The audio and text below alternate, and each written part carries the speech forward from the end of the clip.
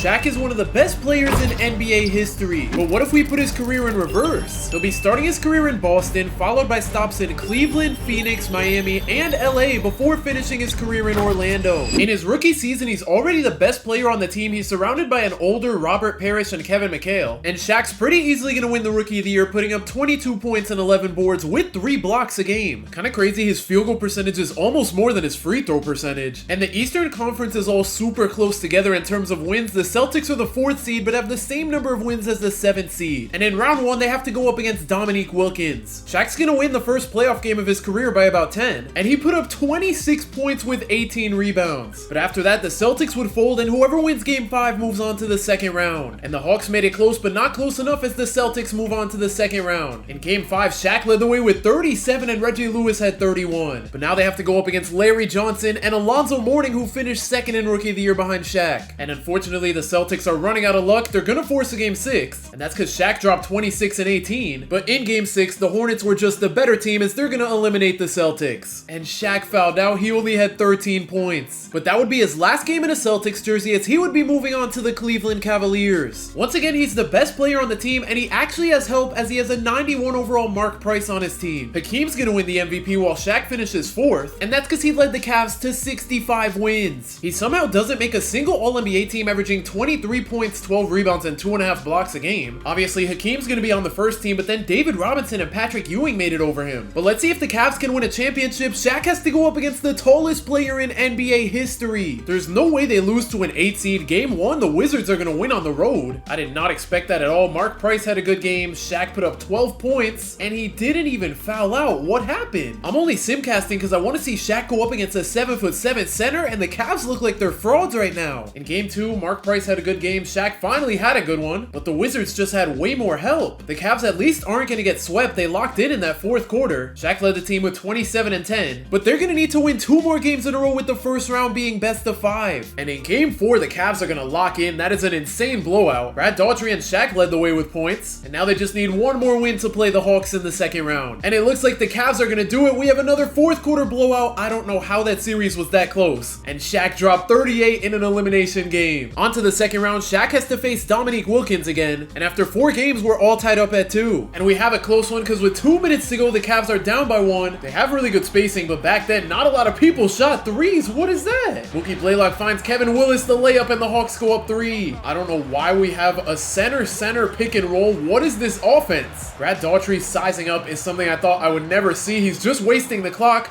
Mark Price needs to get the ball. They're not going to swing it to him though. 4 seconds to go. Daughtry's going to have to go up, and he's lucky he got fouled there. He's going to knock down both free throws, so we're back to a 1-point game as the Hawks find Kevin Willis, and Shaq's going to get the block and the rebound. That is huge with under a minute to go. We have Brad Daughtry running the point guard again. What is happening? They're at least going to find Shaq in the post. Let's see if he can body Kevin Willis. He almost missed the hook, but he's going to give the Cavs the lead. Hawks are going to go down low to Kevin Willis. He forces the shot on Shaq for whatever reason, and now he has some important free throws. First one's good, and it's kind of funny. This is Dominique Wilkins' brother at the line, and he makes his second free throw. 20 seconds left for the Hawks. It looks like they're not going to go for a 3. Kevin Willis is going to get an offensive 3 seconds. And with Mark Price knocking down both free throws, the Hawks are in trouble here with just 12 seconds to go. Kevin Willis to Mookie Blaylock for the deep 3. He knocks it down. But Mark Price knocks down both of his free throws again, and with just 5 seconds to go, it looks like the Hawks are going to lose this one. They get the 3 off with a second to go. Even if it goes in, it doesn't matter. And the Cavs are going to take a 3-2 lead in the second round. And Shaq put up 40. At this point, all they need is 1 more win for Shaq to make his first conference finals appearance, and he does. Him and Mark Price are a solid duo, and in the conference finals, they have to face the Nets led by Kenny Anderson and Derek Coleman. But it's not off to a great start. The Cavs lose the first 2 games at home. They're at least going to steal game 3 and 4 though. And in game 5, the Cavs locked in after that first quarter to take a 3-2 lead. Mark Price had 17 assists, and I don't know what's up with Shaq. Some games he just takes less than 10 shots. We're not going to look at his free throw percentage, but at least they're up 3-2. But it looks like we're going to a game 7 unless the Cavs make it a 3-point game here. I didn't think they'd actually do it, but now we get to see if they can complete this comeback. Mark Price finds Wilkins. He's going to go to Shaq. They send the double, but unfortunately, they're not going to pull many threes in this era. Mark Price only has 3 seconds to go. He's going to have to force up the moving mid-range, and he misses. And Morris missed his first free throw and made his second, so the Cavs still have a chance here with 20 seconds to go. Mark Price on the ISO. I don't like this play call. They need to go down low to a big man, and he's going to get a turnover. And with that, the Nets are able to force a game 7. And in game 7, the Cavs are on the verge of blowing the 10-point lead they had entering the fourth quarter as Mark Price throws up a layup. I don't know what he was cooking on that. Kenny Anderson on the other end gets stopped by Mark Price. He's at least redeeming himself on defense. Never mind. I don't know how Kenny Anderson got so open on that. Let's see if Mark Price can cook him now with just 6 seconds left on the shot clock. He is getting absolutely clamped up. Our point guard going into the post is something we don't want to see, but he makes the layup. Under a minute to go, Derek Coleman's gonna come set the screen. Kenny Anderson, the mid-range misses. Wilkins is gonna find Larry Nance Sr. on the drive. He's getting clamped up. Back to Wilkins in the corner to Hot Rod Williams. The jumper's gonna miss, but Shaq gets the board and his layup is good. That was a huge offensive rebound, and now the Nets only have 20 seconds to go. Kenny Anderson layup is good. Gerald Wilkins makes both of his free throws. The Nets are down 5 with no timeouts. 13 seconds to go. Morris is gonna pull the 3. It's in and out. And Shaq's gonna lead the Cavs to the NBA Finals. That free throw form is terrible. He put up 27 and 14 in the game though. And in the finals, we have Hakeem Olajuwon versus Shaquille O'Neal. This series has been super close so far. And in game 5, it was pretty back and forth until the end of the third quarter. The Cavs go down 3-2. Mark Price had 18 and 12. Shaq only put up 16 points. He shot 7 for 16 and 2 for 7 from the line. 49% from the free throw line in the playoffs is crazy. And in game 6, the Cavs are gonna get absolutely blown out as Shaq has to watch Hakeem Olajuwon lift up the finals trophy. Okay, I lied. That was Robert Horry lifting up the trophy, but Hakeem's gonna walk away with the finals MVP, something Shaq could have had. But the very next season, Shaq would join the Suns and form the best duo in the league with him and Charles Barkley. And this time, Shaq's gonna beat out Hakeem for the MVP, winning it in just his 3rd season. And him and Charles Barkley lead the Suns to 70 wins. Him and Charles Barkley were both 1st and 2nd in MVP, and Chuck averaged 22 points, 10 rebounds, and 7 assists a game. In the first round, the Suns have to face a young Jason Kidd. They're gonna pretty easily sweep. And in the second round, they have to face David Robinson and Dennis Rodman. And this has been going super smooth. The Suns are gonna sweep their way to the conference finals. But things would only get harder as they have to go up against Gary Payton and Shawn Kemp. They're actually gonna lose their first game this series. They're gonna go up 2-1 though, and in game 4, the Sonics tie it up. Game 5 though, the Sonics did not come to play. Their offense is absolutely terrible as the Suns take a 3-2 lead. Dan Marley and Chuck had 32. Shaq put up 19 and 19. And in a very important game 6, the Suns are only up by 3 with a minute and a half to go. Barkley going at Kemp, takes the layup and he puts the Suns up 5. Nate McMillan's gonna use the screen from Shawn Kemp, looking for him down low. He's gonna find him. Barkley almost ended up getting the steal there. Shawn Kemp still goes up with the layup and we're back to a 3-point game. Kevin Johnson on the other end's gonna run a pick and roll with Charles Barkley. He finds him now and we're back to a 5-point game. It looks like pick and rolls are all that we're running. Nate McMillan finds Shawn Kemp. He's gonna do the drop step. He takes the layup on Barkley. Bro, we're just running the same play for both teams.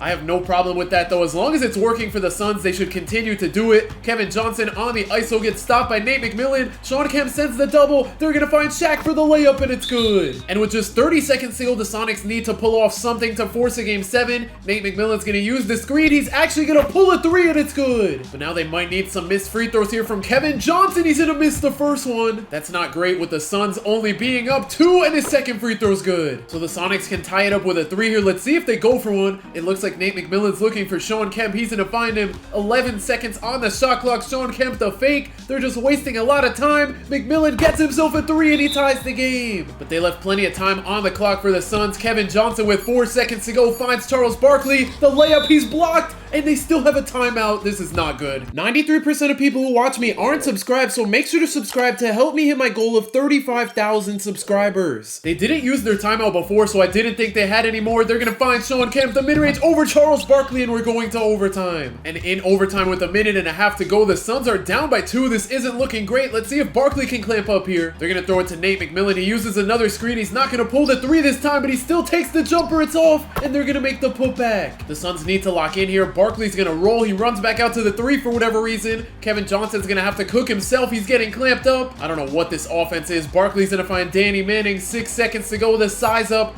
Please, let's do something here. He's just gonna have to chuck up a contested shot. I don't know why they had Shaq sitting in the corner the whole time. Kevin Johnson almost gets the steal there. That would have been huge, but now the Suns are gonna foul. Nate McMillan's first free throw's in, and to put the Sonics up by 6, his second free throw's good. I really wish the Suns would have gotten that steal because now they're running out of time. Down 6, they're gonna need a big shot, and I haven't seen them pull a single 3 yet. Kevin Johnson pulls the mid-range, it's off. And just like that, we're going to a game 7. And in game 7, we have another close one. All the Suns Suns need to do is hold this lead as Kevin Johnson makes the layup. They just need to play good basketball for 2 minutes. Gary Payton's gonna take the contested layup, but Shawn Kemp gets the rebound. I don't know what this offense is. Gary Payton goes up again, it's good. Kevin Johnson on the drive is getting stopped. He's gonna kick it out to Dan Marley. The Suns actually pull a 3, but they miss it. Nate McMillan's gonna go down low to Gary Payton. I don't know why they have their point guard posting up, taking post fades, but I'm fine with that. If it means the Suns moving on to the finals, they should keep doing it. Charles Barkley in the paint, being guarded by Shawn Kemp, and go up with the layup, and it's good. They're doing this all without Shaq on the court. I don't know why Gary Payton didn't take that layup there. Nate McMillan's gonna use the screen. He's not gonna pull the 3. He is gonna drive and take the mid-range jumper. It's off, but Shawn Kemp keeps them alive. He goes up with a terrible shot. The Sonics ended up fouling. Danny Manning made his first free throw and missed his second, so the Suns are up by 6. Gary Payton on the drive, trying to make his way into the paint. The Suns almost get a steal, but now we have Gill on the pick and roll, not finding anything. He's gonna take the layup. He's blocked, and the Suns are gonna make the finals. Shaq led the team in scoring even though he fouled out, and in the finals they have to face Michael Jordan and the Bulls. We're gonna take this one game by game. Game 1 is somehow a blowout. That is not what I expected at all. Charles Barkley led the team in scoring, and MJ coming back only put up 20. This one's a lot closer with the Suns only being up by 1 with 2 minutes to go. MJ on the ISO being guarded by Danny Manning. He goes up with the layup. He's blocked. They get the rebound, and Charles Barkley gets the board. Let's see if the Suns can capitalize on that. Kevin Johnson has a mismatch, and he's blocked by Kukoc. I'm not mad at that shot, but now they need to get one off in just 4 seconds. Kevin Johnson finds Shaq. Shaq finds Green. The 3 over MJ. He's gonna miss. BJ Armstrong on the break gets right past Danny Manning, and the Bulls take the lead. Shaq has not done much since we've hopped into the Sims. They just have him sitting at the 3-point line as Charles Barkley makes the layup. But as long as Shaq can get a... What just happened? Illegal screen! That caught me so off guard. Kevin Johnson's gonna run another pick and roll with Charles Barkley. He's not gonna find him down low. They're gonna go to Danny Manning, back to Kevin Johnson. He uses the screen. 4 seconds to go. He gets past his man, but he can't hit the jumper. 20 seconds to go. Bulls down by 3. They're gonna force up a shot. They had so much time there. I don't know what they were doing, but Danny Manning's gonna make his first free throw and to put the Suns up by 3. They're not going to be able to get... Wait, that might be off Pippen. That's off Pippen. What a save. So the Suns are going to get the ball back at the free throw line again. That might have been the most insane thing I've seen in... Okay, I guess that doesn't matter. We just had one of the best saves ever. He's only gonna knock down 1 free throw, so it doesn't really matter. Way to make the most out of that. The Bulls can tie it up with a 3, but they find MJ for the lob. Now we have AC Green back at the line. Let's hope he knocks down both this time. He's gonna make the first, and to put the Suns up by 3, his second one bounces in. 20 seconds to go, and a chance to tie the series up at 1 for the Bulls. They're gonna go into Pippen. He forces up the layup, and he's fouled. And we're just gonna keep playing the foul game. Pippen missed his first, but made his second free throw. And Kevin Johnson missed his first free throw. I don't know what's going on. We're back to a 3-point game. Everyone is just selling at the line, and with 14 seconds to go, the Bulls might need a 3 here. Scottie Pippen on the drive, spins his way into the paint, and he's gonna miss the layup. So the Suns are gonna win game 2 and take a 2-0 lead in the finals. How did he make that? The Suns are super lucky there's only 0.2 on the clock. Kevin Johnson carried this time with 26 and 15. And in game 3, the Suns had an amazing first quarter. It's pretty much gonna win them the game. Shaq put up 27, 14, and 6. But in game 4, the Suns are gonna dominate to sweep the Bulls, ruin Michael Jordan's perfect finals record, and win Shaq his first championship. And on top of that, he's gonna walk away with his first finals MVP after losing to Hakeem last season. And a year after winning the championship, the Suns were the best team in the league at the trade deadline. But Shaq's time with the Suns is over, as he's gonna get traded to the Miami Heat. So now he gets to play with Alonzo Mourning and Tim Hardaway. And with them being the second best team in the East, let's see if Shaq can lead them to the 1 seed. Hakeem's gonna beat out Shaq for another MVP. The Suns win 60 games without Shaq, but Shaq's still on the All-NBA second team with Tim Hardaway, and he's gonna lead the team in scoring, averaging 23 points, 11 boards, and 2.5 blocks a game. In round 1, they have to face the Nets led by Kendall Gill, and once again, Shaq has to go up against a super tall center. They're gonna make it out of the first round in 4 though, and in round 2, they have to face a 6-seeded Hawks team who don't have Dominique Wilkins anymore. They had me scared after losing the first game, but they're in the conference finals against the Bulls. So we have another Shaq vs MJ matchup with the winner going to the finals. And this time it doesn't look like the winner is gonna be Shaq as they lose in 5. Okay, this was the last thing I expected to see. The following season, Alonzo Mourning and Tim Hardaway both get better, so we have 3 90+ overalls on the team, and Shaq looks a whole lot bigger. And in his first full season on the Heat, his teammate's gonna win the MVP. The Heat are gonna win 71 games, and unfortunately for Shaq, he was second in the MVP race. On the season, he averaged 23 points, 11 rebounds, and 2.5 blocks a game to make the All-NBA second team, and in the first round, the Heat have to face the Hornets led by Glenn Rice. That was a pretty easy series, and it feels like every season they have to go up against the Hawks who have Dikembe now. But with the Heat winning 71 games, they haven't lost a single game yet, and in the conference finals, they're not going to be facing the Bulls. Their series was tied up at 2, but now Shaq has to go up against Chris Webber and the 7'7" center George Murison again. And in game 3 with the Heat being down by 1, I want to see Shaq go up against George Murison. He gets an easy dunk on him. Well, not really on him, but you guys know what I mean as Chris Webber puts up a terrible shot. Okay, they gave the ball to Shaq, but he doesn't have George Murison on him. Now Tim Hardaway puts up a terrible shot. And with the Heat only up by 1, I don't know what they're doing. They have a 2-0 lead in the series right now. And the Wizards are going to go to Chris Webber. Bro, what is everyone's shot selection? Dan Marley's going to find Tim Hardaway. Tim Hardaway on the drive goes up with the layup and he misses. This is terrible hoops going on right now as they find Dwight Howard for the 3 and Chris Webber gets the putback for the lead. They're going to keep George Murison in the game. 10 seconds to go for Tim Hardaway on the size up. Please do something here. He's in a drive.